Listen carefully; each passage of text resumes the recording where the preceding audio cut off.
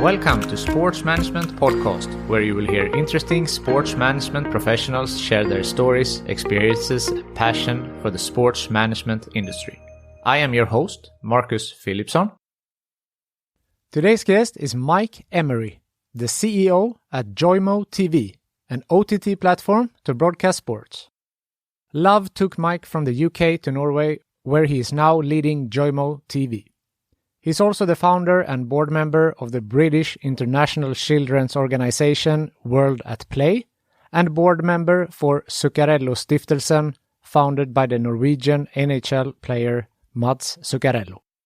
Get ready to learn about OTT in sports in the European market, how Norway's biggest media company snapped up all the rights from under Joymo's feet, what work Mike is doing with charities, how it was like moving to Norway, and much more.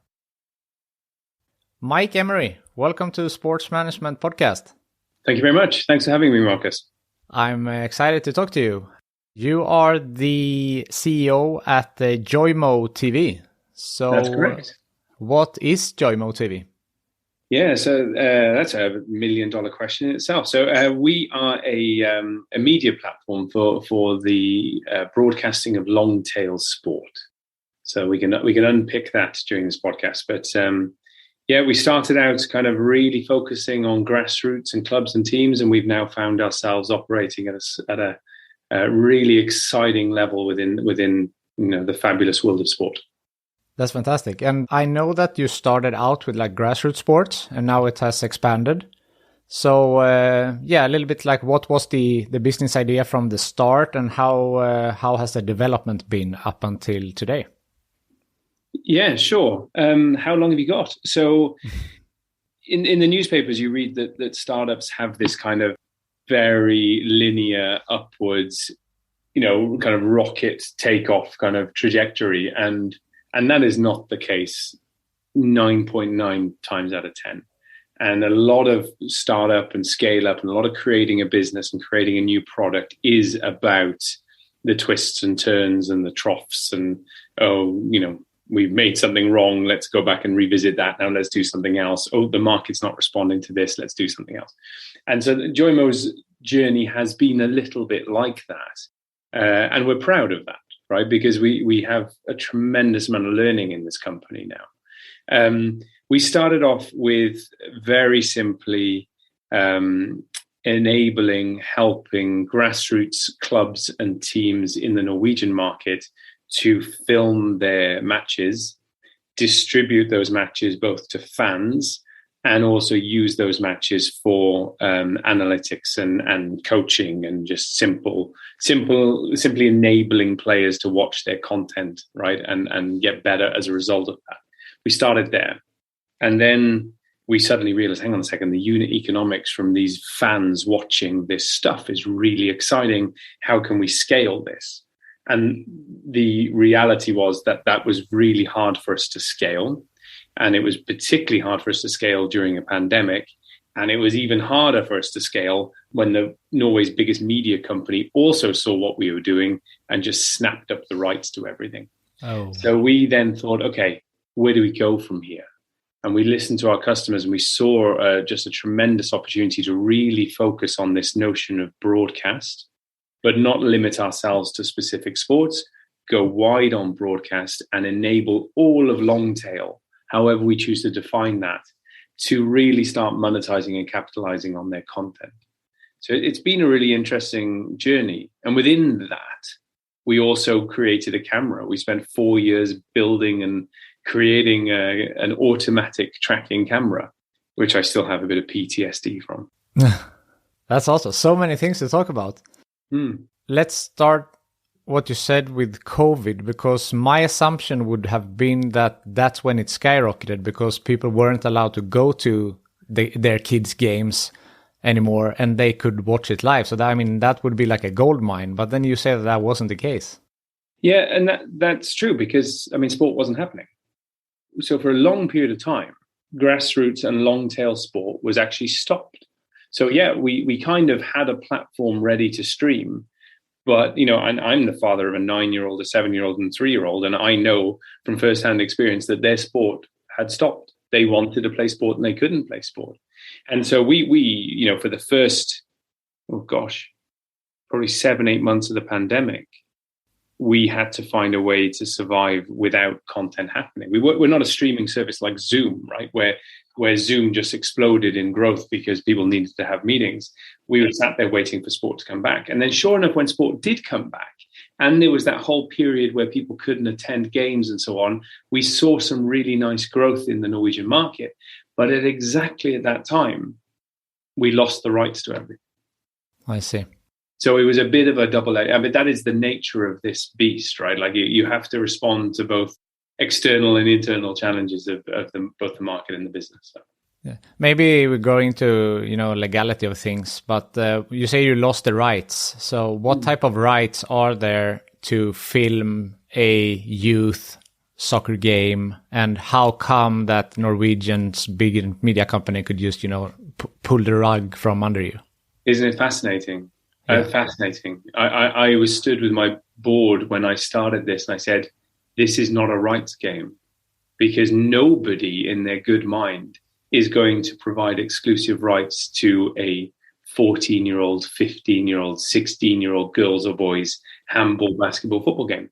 And I thought to myself, I was smugly feeling, I am so right.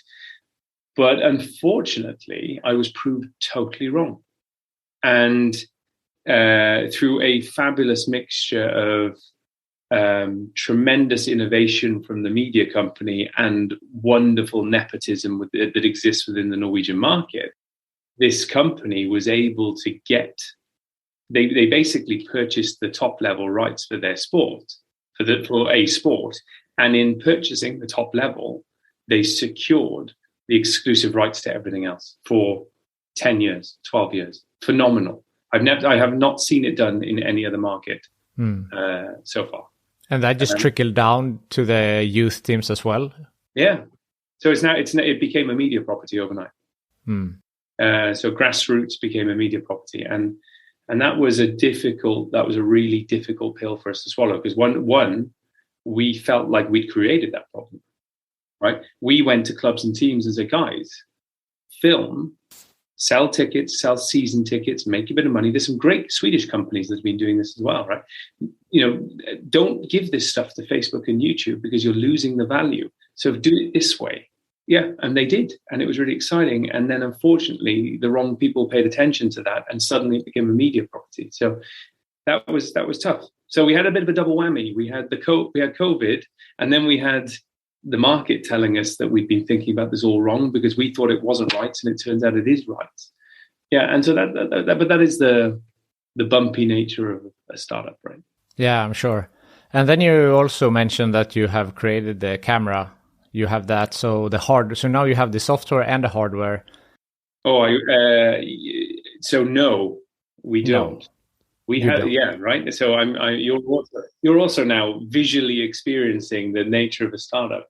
We did create a camera. We spent 4 years creating a camera, something that get installed at venues, and it was good. I mean, we really pulled that forward fast. But then COVID changed lead times on products of that camera from 12 weeks to 52 weeks. So they were like, okay, that's going to be tough to manage. But then also, I don't want to have that liability of 500, 1,000, 5,000 cameras installed in the market. There are really great companies that do automated broadcasting. So our product now can enable any automated camera to deliver a stream to the Joymo platform. So we call ourselves hardware agnostic, right? Whether it's a GoPro or a fabulous Pixelot camera from the Israeli company or a Huddle camera from the US, just send it to the Joymo platform. Did you tank that project, or you still have the camera? No, we don't have the camera anymore. Oh, okay. We decided to, I'm not sure if my board is listening to this, I wouldn't describe it as tank. But sorry for that. We did decide to draw that project to a close properly. Yeah, that's better. Sorry about that phrasing. No So, very exciting company. You mentioned this Norwegian media company. So are you operating in Norway exclusively, or are you in other countries as well? No, so we decided. I love this country, and I love the people, and I love sport in this country. Apart from that whole nepotistic, give your rights to your mates business, but it's also quite a small country, right? So it's 5.5-6 million people. So it would be quite dangerous for us that we require scale. We require lots of content to grow this business. So we responded to the challenges of the pandemic in the market and thought, hang on a second, we don't need to just focus on Norway. So we took this out into the market, into North America and into the UK and into Europe as a whole. And we've had some really exciting kind of, I was going to say first movements. I mean, we've been basically operating internationally for a year and a bit, and that's been a really exciting project so far. So, I would say that our primary market now is the UK. Okay. How's the legal rights and the media rights in those countries? Have you had any difficulties on that part there as well? I mean, it varies hugely depending upon, as you say, the country, but also upon the sport and upon the existing media interest within a particular sport. But what we're finding is that largely, the area that we're operating in is not typically at the rights level, right? We're not coming up against Sky Sports and ESPN and things like that. What we're seeing is that the content that is coming to the Joymo platform today has historically been going on YouTube or Facebook Live or something. And what our customers are realizing is that in doing that, they're getting eyeballs on content, but what are they giving away every time they do that in order to get a few eyeballs? And they're not able to connect eyeballs on the content with a growth in participation. So that's a problem. And so we've come with a solution to that. And we have found a very warm and receptive audience. You can access your service from two sides. So either you are streaming, so from the club side, or you are watching from the audience side. So how are these two aspects? And is there a subscription-based platform, or how does that work? And also from the other side, how does that work? Yeah, great question, Marcus. You know your stuff, right? So, okay, on the watching side, our platform is largely being built on AWS, Amazon Web Services products. We are multi-region, and we can handle a tremendous amount of streams and a tremendous amount of videos because of the architecture that we put in place with Amazon products, a few Google products kind of interlaced. The whole kind of that kind of video pipeline is very robust here at Joymo. So on the watching side, fans receive links to content just like they would a YouTube link, and they click the link and they get to the page that's been created for a specific event or a specific club or team, and then they're invited to watch that content. And they're either invited to watch that content. Sometimes it's free, not very often because the clubs are wanting to monetize. But you either buy a season ticket, or you can buy a weekend pass, or you can buy. There's all sorts of kind of consumer-facing products that we can give you, right? But largely, it's subscription-based with a good mix of pay-per-view, right? Good old PPV. Yeah. They purchase that content, and then they can watch that content, and they watch it on the Joymo web, right? Or they can Chromecast or send it to their Apple TV or whatever. And lots of people do, which is really exciting. On the streaming side, what we've done is we have kind of two products here, which we call Joymo Share and Joymo Connect. Joymo Connect is, we've already mentioned, that's any camera. And you basically you get an RTMP link, and you just basically send it through to the Joymo platform, and then the viewers are able to watch it. Joymo Share is a really interesting product that we've created. We started about 6 months before the pandemic, and it's a really exciting product where basically it's an app that we've developed where you log in, you can schedule all your streams, or you can see all the streams that have been scheduled for you to film, and you film that content with the app. If it's basketball, or if it's handball, or if it's football, or if it's even bowls or whatever, we've created all sorts of scoreboards that the streamer can stream with. So then they stream and they do commentary and they do the scoreboard. And then at the viewer side, they're getting a much more elevated experience than they would on Facebook Live, right? You've got a scoreboard, you've got commentary, you've got a timer, you've got kind of information about who else is watching at that given time. So it's just a really, in Norwegian, lavterskel, which I'm sure you understand, kind of low threshold method of filming content from sport, but at the same time, elevating the quality of production.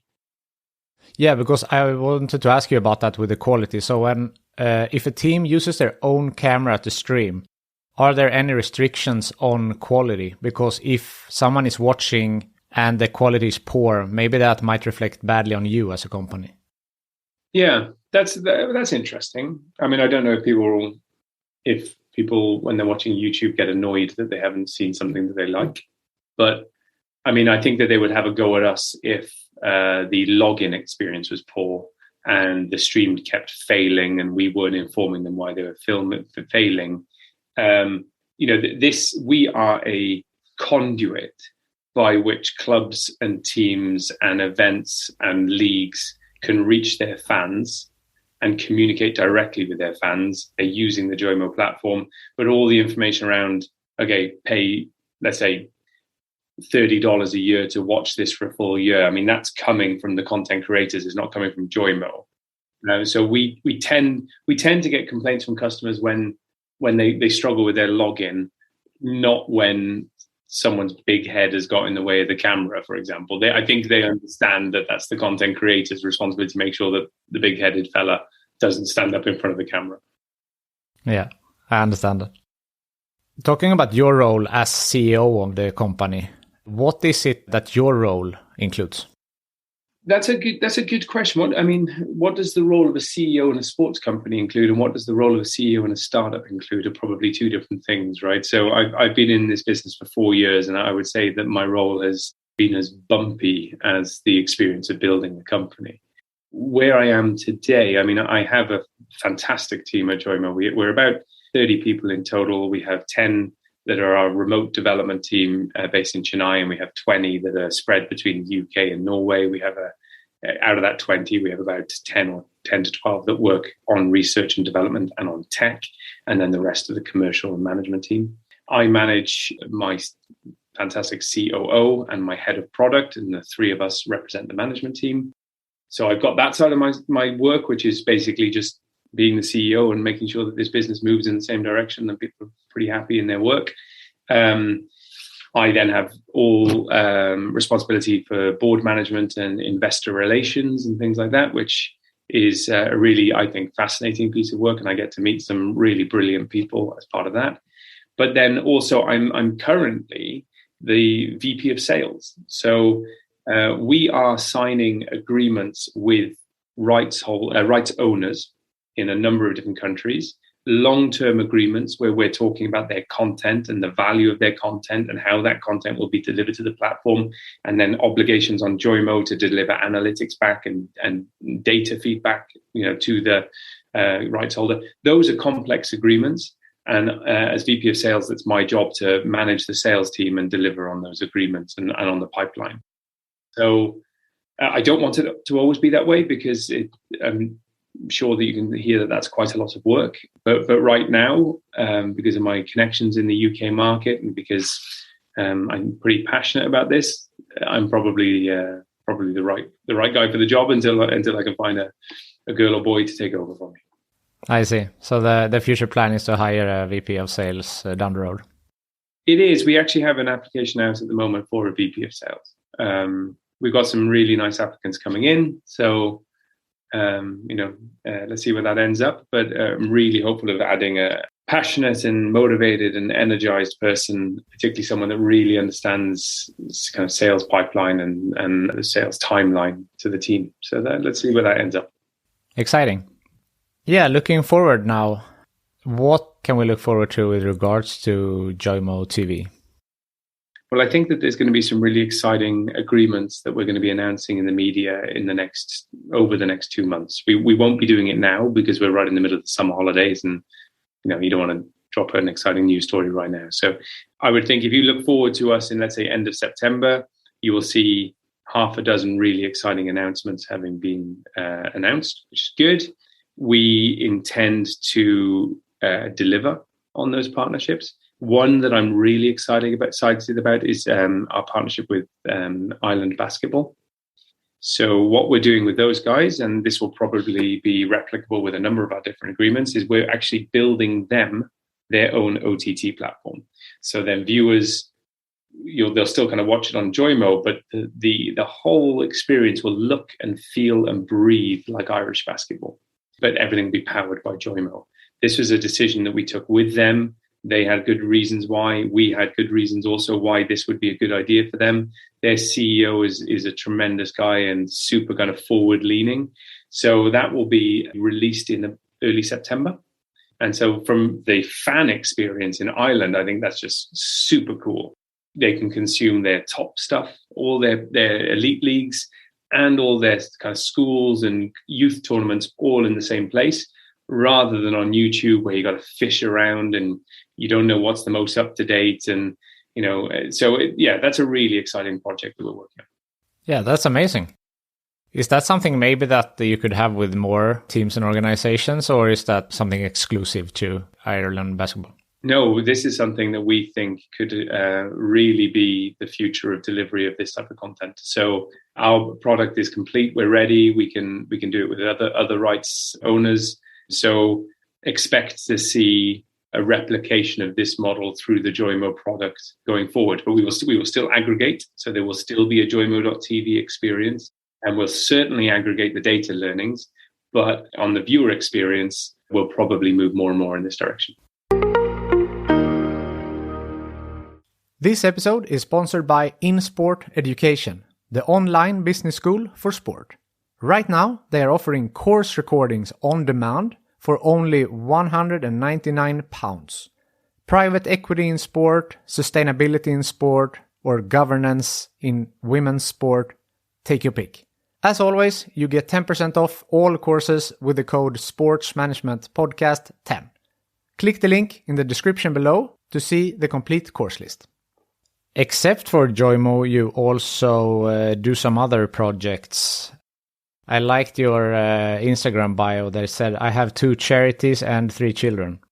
So there is the Zuccarellostiftelsen, which is Mads Zuccarello, the ice hockey player. Yeah, that's right. And World at Play. Correct. So what are these, and what are you doing for them? So my head teacher in my sixth form college, or my when I was 16 to 18 years old, on the leavers dinner, he said to us all, making a difference doesn't have to mean making a big difference. And I was listening a little bit too carefully, because it really resonated with me. I was 18 years old. And I thought, well, surely we should all just try and do something big. And then I realized, no, what he's saying is we can all do something. It doesn't have to be massive, but if we all do something, then the world will be a bit of a better place. So when I was 23 years old, I decided to set up 21 years old, sorry. I decided to set up a children's charity that uses sport and play as a tool for helping children recover from the experience of being a refugee or conflict and war. Yeah, so that was in the early 2000s now. So that was 2004. That charity still runs today, and I'm on the board of that charity, and we have paid employees, and we work in care homes and refugee camps in Europe with kids. And I'm tremendously proud of that. And then I decided not to work with that full time. I decided that I wanted to do some other stuff. Long story short, I moved to Norway, and it was hard as a British person to integrate into Norwegian society. Not because Norwegians aren't kind and caring, because they are, but because I was rubbish on skis, for example. Okay. Or I just wasn't. I'd grown up playing cricket. No one really cared about cricket here, believe it or not. So I thought, it's fine. I can handle that. I can go buy myself a set of skis, and I can go and learn to ski, and I can integrate myself because I'm an adult. But I thought to myself, what about young kind of refugees coming to this country? Because this was right around the time when the Syria conflict was really bad, and there was lots of young refugees coming to Norway. And I thought, look, I didn't feel like the provision of care was enough for them. So I spoke to Mads Zuccarello, who's a fantastic athlete and a really lovely guy. And we decided to create the Zuccarello Foundation, which basically helps. We work against utenforskap. What's that? Exclusion. Right. So whether it's exclusion because your mum and dad can't afford for you to pay to play sport, or whether it's exclusion because you don't speak the language, or exclusion because of physical challenges with competing in a specific sport, we basically have money both from Mats and from society. And we've gone and got grants, we've gone and got corporate sponsorship, and we pay for children to access sport, be it anything from a swimming lesson to learning to play frisbee golf or everything in between, with the view that if we do that, they will feel less excluded, and that helps to build a better society. So I'm the chairman of that charity. Yesterday, we just got a grant of about 3 million krona, about £300,000 to continue the work, which is super exciting. We ran a summer camp in Norway for Ukrainian refugees, like 40, 50 refugee kids that would have had no summer holiday. We gave them one, and we made them feel welcome into Norwegian society. So yeah, really proud of that. So I have that, and I also have 3 kids. That's fantastic. And that was going to be my next point now with Russia's war on Ukraine. And you answered that, obviously, that you have helped them to feel included and to have a summer vacation. And that's just fantastic. Fantastic. Thank you. I mean, the work doesn't stop there, right? I mean, the trauma of that war on these people is going to last for an awfully long time. And Norwegian society is rigged really well to help these people, just like Swedish society. But, we and organizations like us need to have consistent programs of regular delivery, because yourself growing up, just doing something once in the summer is wonderful, but it doesn't last forever. So regular activity, regular connection with good coaches and good leaders and good trainers can really help these people in 15 years' time feel Norwegian, feel welcomed, feel that they're able to contribute in a way that they're proud of. So, it doesn't stop now. It starts now. I like that mindset.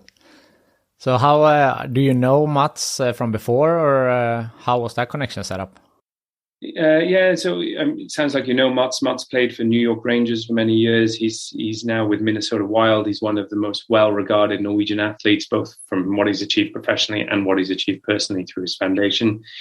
No, just a common friend. So a good friend of mine took a role as his Norwegian manager, and so it was a very easy connection for me. And I met with Mats, and I met with the manager, presented this idea, and then we built a board and we built a team. Yeah, that started 2016.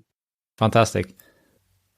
I have a few questions that I always ask, but one I feel like you answered it early. It's if there's been any bump on the road in your career.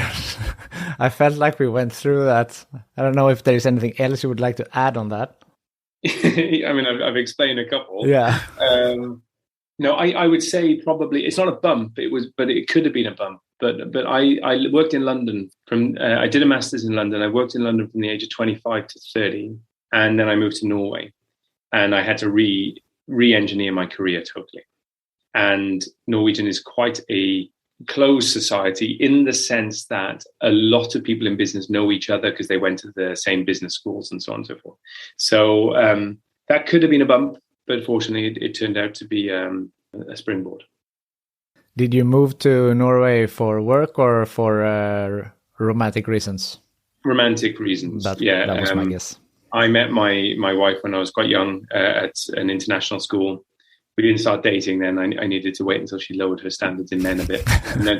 and then we dated in our mid-20s and lived together in London. And then we decided to move to Norway together when we just wanted to have a family, because Norway, like Sweden, they've done a tremendous job on enabling mums and dads, but mainly mums, have a career and a family. So my wife didn't have to sacrifice her career to have 3 kids, which is just absolutely wonderful. Yeah, it is. What would be your best advice for someone who has ambitions to work in sports, or maybe even for a sports startup? Okay, on the first point, that's a really good question. And my answer to that is look for the person you should work with. So I was really lucky when I finished my master's that I got interviewed by someone who was a brilliant first boss, right? Protected me from mistakes that I made, supported ideas that I had, and properly enabled me to go do the things that I wanted to do. Now, it didn't really matter what I was doing, right? What company or what organization, but that individual built my confidence and taught me a lot actually about how to be a manager. His name is Chris Robinson, and he works at Chelsea Football Club now, actually, as the head of integration at Chelsea Football Club, so helping young kids get into the Chelsea Academy and so on. So my advice to anybody looking for sports is don't just go for the glitzy, glamorous kind of the organizations.